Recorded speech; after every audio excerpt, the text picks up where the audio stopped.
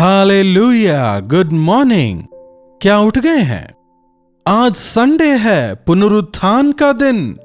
कई लोगों ने हमें बताया, पादरी साहब आपने कहा इसलिए हम चर्च जाते तो हैं लेकिन हमें वहां कुछ समझ नहीं आता। वो बिल्कुल अलग चर्च है, वहां के तरीके अलग हैं। केवल आपके कहने की वजह से हम वहां जाते हैं। इस प्रकार से चर्च जाने का कोई लाभ नहीं। चर्च में प्रभु का सानिध्य है कि नहीं, क्या वो चर्च वचन के अनुसार है कि नहीं, इस बात को जांचें परखें। यदि आप पहले से ही किसी चर्च के भाग हैं और अगर आप कहते हैं कि हमने यही बपतिस्मा लिया है लेकिन अब हमें यह चर्च पसंद नहीं, ऐसा ना कहें। अगर ऐसा है तो इसके जिम्मेदार आप ही होंगे, कहने में कोई दो राय नहीं। अपने चर्च के लिए प्रार्थना करें, प्रभु कार्य करेंगे। चर्च को ना देखें, लोगों को ना देखें, पादरी को ना देखें, प्रभु को देखकर आप चर्च जाएं। आइए उससे पहले आज प्रभु क्या कहना चाहते हैं उनसे सुने। प्रार्थना। महापवित्र परमेश्वर, प्रभु आपके भवन में आपका सानिध्य है, इस बात पर विश्वास करते हुए आपके सानिध्य में जाकर आपकी आराधना करने में हमारी मदद करें।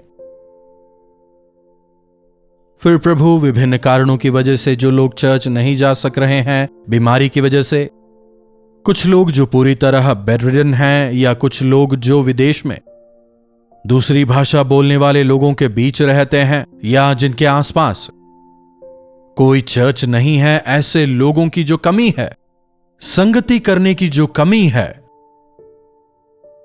प्रभु उसे पूरा करें। और इस ऑनलाइन सर्विस के द्वारा आप व्यक्तिगत तौर पर उनसे बात करें। आपको महिमा देते हैं, यीशु के नाम से प्रार्थना मांगते हैं, आमीन।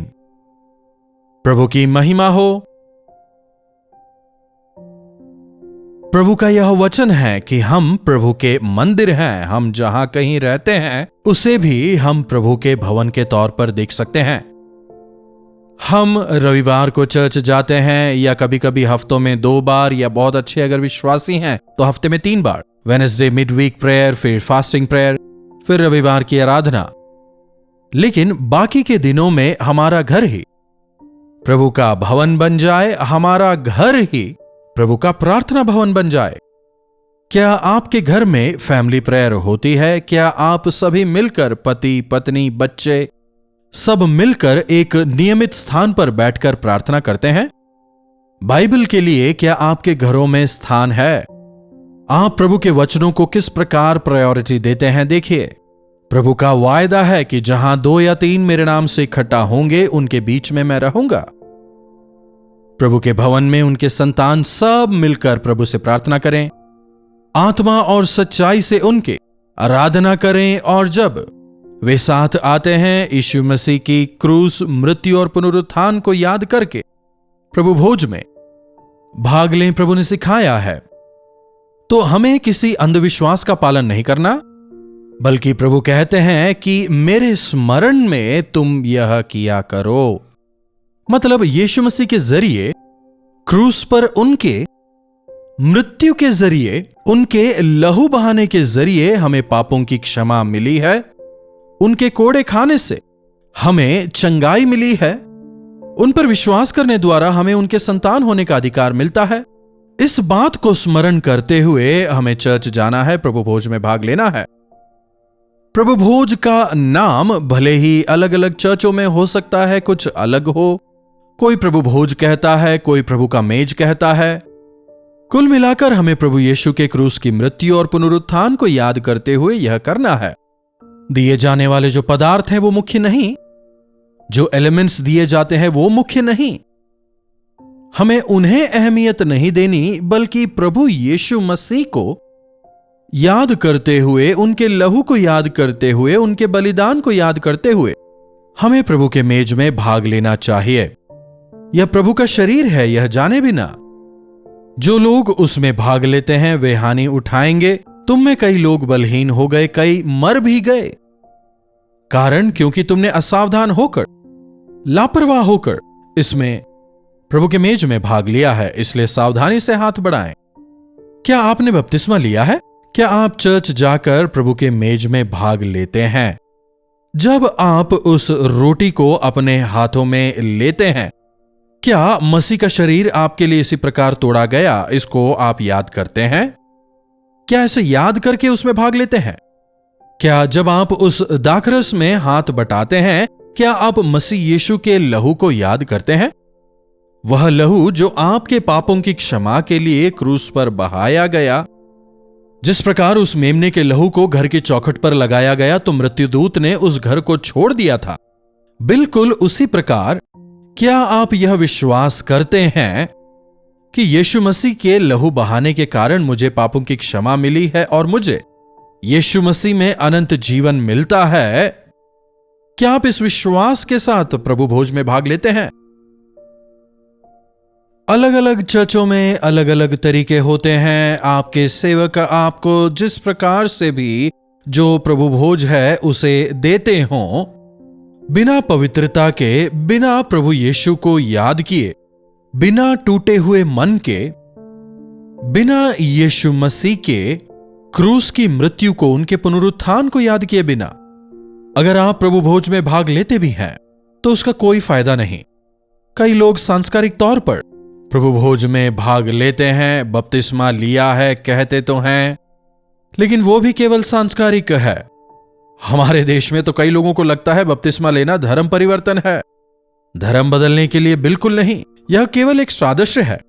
आपके अंतरांग में जो कुछ हुआ है, अपने पापों का अंगीकार कर प्रभु यीशु मसीह आपके लिए मारे गए, इसे समझकर उनके संतान बनने के बाद संसार के सामने मैंने अपने विश्वास को प्रभु यीशु मसीह पर रखा है, इस बात की गवाही के तौर पर आप बपतिस्मा लेते हैं। पुराना मनुष्यत्व गाड़ा गया, नया मनुष्यत्व जीवित हुआ है, इस बात का सादृश्य है। यह केवल एक बाहरी सादृश्य है, लेकिन यदि आपने अपने मन के अंदर मसीह यीशु को नहीं स्वीकारा है, यदि अपने पापों का अंगीकार नहीं किया है, नया मनुष्यत्व नहीं पाया है, तो प्रभु भोज में भाग लेने का कोई फायदा नहीं, बल्कि आप प्रभु के क्रोध के भागी बनेंगे। प्रभु का वचन कहता है, जब आप प्रभु के भवन जाते हैं अपने चाल चलन को लेकर सावधान रहें। प्रभु के मेज में जब आप भाग लेते हैं मजाक के तौर पर या असावधान होकर उसमें आप भाग लें तो यह अच्छा नहीं है। प्रभु के मेज में गैर जिम्मेदार होकर हाथ बढ़ाना श्राप का कारण बनेगा। यदि टूटे हुए मन के साथ हम प्रभु के पास जाएं तो प्रभु आनंदित होंगे और हमें आशीषित करेंगे। प्रभु के सानिध्य में हम जाते हैं कि अपनी प्रार्थना विनतियों को हम उनके सामने रखें, उनसे मिलने के लिए, और हम उनके सामने नजर आएं, इसीलिए प्रभु मुझे देखने पाए। अगर उनकी नजर मुझ पर पड़ गई तो वे मुझ पर दया करेंगे, अपनी योजनाओं को मुझे बताएंगे। मैं प्रभु को देखना चाहता हूं, मैं उनकी बातों को सुनना चाहता हूं, उनके सानिध्य का अनुभव करना चाहता हूं। ऐसी इच्छा हमें होनी चाहिए, जैसे बच्चे अपने पिता का इंतजार करते हैं, जैसे बच्चे मां के लिए तरसते हैं, उनके करीब जाना चाहते हैं, वैसी ही एक भूख हम में होनी चाहिए। कितने लोग आज वाकई में प्रभु से प्रेम करते हैं? कितने लोग प्रभु भोज में भाग लेते हैं? कितने लोग नियमित रूप से चर्च जाते हैं? कितने लोग प्रभु यीशु के विषय दूसरों को गवाही देते हैं? इन सवालों के भले ही आप जवाब दें, मुझे नहीं पता चलेगा ना। 9884907779 पर मैसेज करें या फिर लाइव चैट पर आकर वहां टाइप करें। गौर कीजिएगा, जब हम आत्मिक जीवन में बढ़ोतरी करते हैं, ना केवल अपने लिए, दूसरों के लिए भी आशीष का कारण बनते हैं। हर बार हम मसीह यीशु में नए किए जाते हैं। हर बार जब हम प्रभु भोज में भाग लेते हैं, पवित्र आत्मा हमारे जीवन की कमी घटियों का जब बोध कराते हैं, उनका अंगीकार कर उन्हें छोड़कर नए बनने का अवसर हमारे पास होता है। इसीलिए प्रभु के भवन जाने वालों का विवेक, प्रभु के मेज में भाग लेने वालों का विवेक ठीक होता है। वे अपने विवेक की रक्षा करने पाते हैं, पवित्र रहने पाते हैं। उतना ही नहीं, फिर एक और बात, जब हम तमाम सारे विश्वासी मिलकर एक ही रोटी को तोड़ते और एक ही कटोरे में से पीते हैं, यह हमें एक और बात याद दिलाती है कि हमारा एक बहुत बड़ा परिवार है। भले ही वो पूरा परिवार मेरे साथ ना रहता हो, लेकिन प्रभु पर विश्वास करने वाले तमाम मेरे सगे संबंधी हैं। यह हम समझ पाते हैं, हम सभी एक परिवार हैं। मैं अकेला ही तमाम परेशानियों का सामना कर रहा हूं, ऐसा नहीं है। मेरे साथ मेरे भाई बहन हैं। हम सब तमाम बातों में एक हैं। जिस प्रकार प्रभु ने उन्हें आशीष दिया है, प्रभु मुझे भी आशीष देंगे। एक दूसरे को गवाही देते हुए, प्रभु की भलाइयों को याद करते हुए, एक दूसरे को प्रोत्साहित करते हुए हमें बढ़ना है। क्या आप ऐसा करते हैं? प्रभु एकदम स्पष्ट तौर पर अपने वचन के जरिए, अपने सेवकों के जरिए वो वचन हम तक पहुंचाते हैं और बिल्कुल स्पष्ट तौर पर प्रभु हमसे बात करते हैं। यह वचन प्रभु ने मुझे दिया है, अगर आप यह स्वीकारें तो आपके लिए आशीषमय होगा। वह वचन आपकी संपूर्णता में अगुवाई करेगा। आवश्यक है कि हम लापरवाह भक्ति को त्यागें। प्रभु के सानिध्य में हमें उत्साह के साथ जाना चाहिए, भय और भक्ति के साथ उनकी आराधना करनी चाहिए। उतना ही नहीं, प्रभु की सेवकाई में भाग लेना चाहिए। कई सारे विश्वासी 10-15 साल के बावजूद भी केवल चर्च आते हैं, बैठ के चले जाते हैं। क्या इन्हें छोटे बच्चों में नहीं गिनना चाहिए? नहीं, मुझे भी सेवकाई में भाग लेना है, प्रभु के लिए कुछ करना है। मुझे जो कुछ आता है, जितना आता है, प्रभु के लिए करना है। छोटा मोटा काम ही सही में करूं। मेरे इस शरीर के जरिए जो कुछ मुझसे बन पड़े, मैं प्रभु को महिमित करने के लिए करना चाहूंगा। क्या ऐसी इच्छा आप में है? प्रभु भोज लेते समय एक वायदा करें, प्रभु जब मैं इस रोटी को तोड़ता हूं, मेरी मदद करें कि मैं आपके लिए जीने पाऊं। प्रभु, मेरे लिए आपने अपने लहू को बहाया, मेरे खून का एक एक कतरा आपके लिए हो जाए प्रभु। ऐसी प्रार्थना करें, तभी हम प्रभु के राज्य के निर्माण में अपना हाथ बटाने पाएंगे, प्रभु को महिमित करने पाएंगे। आज देखिए, कई सारे नामधारी विश्वासियों की वजह से प्रभु का नाम दूषित होता है। गैर जिम्मेदाराना हरकतों की वजह से, अपवित्र चाल चलन की वजह से प्रभु का नाम संसार में दूषित हो रहा है। व्यर्थ में प्रभु का नाम लिया जा रहा है। तो अपने प्रभु का नाम व्यर्थ ना लेना वचन बताता है। यदि ऐसा करेंगे तो हमें सजा भुगतनी होगी। व्यर्थ में परमेश्वर के नाम को, प्रभु यीशु मसीह के नाम को ना लें, उनके नाम को दूषित ना करें। अगर कोई व्यक्ति विशेष ठीक नहीं, आप उनकी बात करना चाहते हैं तो करें। मेरा मानना यह है कि हम अपने आप को देखें, क्यों हमें किसी और का न्याय चुकाने की जरूरत है? वो ठीक नहीं है। जिन्हें आप व्यक्तिगत तौर पर नहीं जानते, उनके विषय में आप न्याय क्यों चुकाएं? आजकल अगर हम देखें तो we are over engaged in so many things. कहते हैं प्रार्थना करने के लिए हमारे पास समय नहीं है, सोने का समय नहीं है। परमेश्वर ने जो कुछ हमें दिया है उसका ख्याल करने का हमारे पास समय नहीं है। पहले प्रभु से प्रेम करें, प्रभु के संतानों से प्रेम करें, प्रभु के भवन जाकर प्रभु के अन्य संतानों के साथ मिलकर प्रार्थना करें। प्रार्थना। महापवित्र पिता परमेश्वर, प्रभु एक बार फिर से आराधनालय जाकर आपकी आराधना करने की अहमियत को, पवित्रता से आपके मेज में भाग लेने की जरूरत को एक बार फिर से आपने चिताया। इसके लिए आपका धन्यवाद हो। प्रभु, जब हम इस संसार में रहते हैं, हमारी मदद करें कि हम आपके नाम को शर्मसार करने वाले ना हो जाएं। हमारी वजह से आपका नाम दूषित ना हो। आपका नाम धारण करके अपवित्रता में जीने वाले हम ना बने, बल्कि संपूर्ण पवित्रता में, सच्चाई में जीवन बिताने का अनुग्रह हमें से एक एक को दें।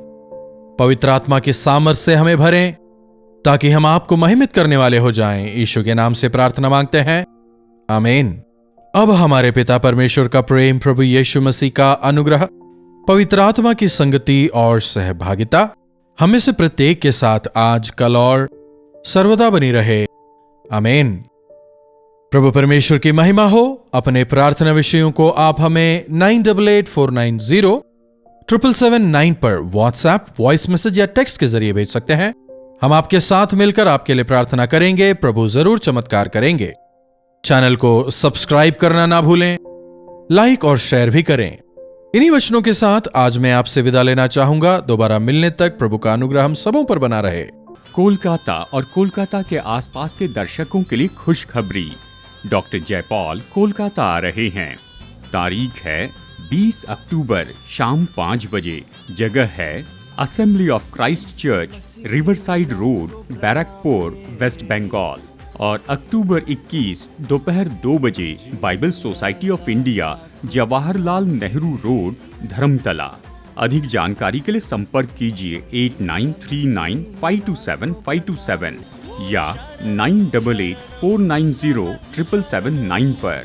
तो डॉक्टर जयपाल से मिलने का ये मौका बिल्कुल न चूकें। शरणम ईसा मसीह शरणम।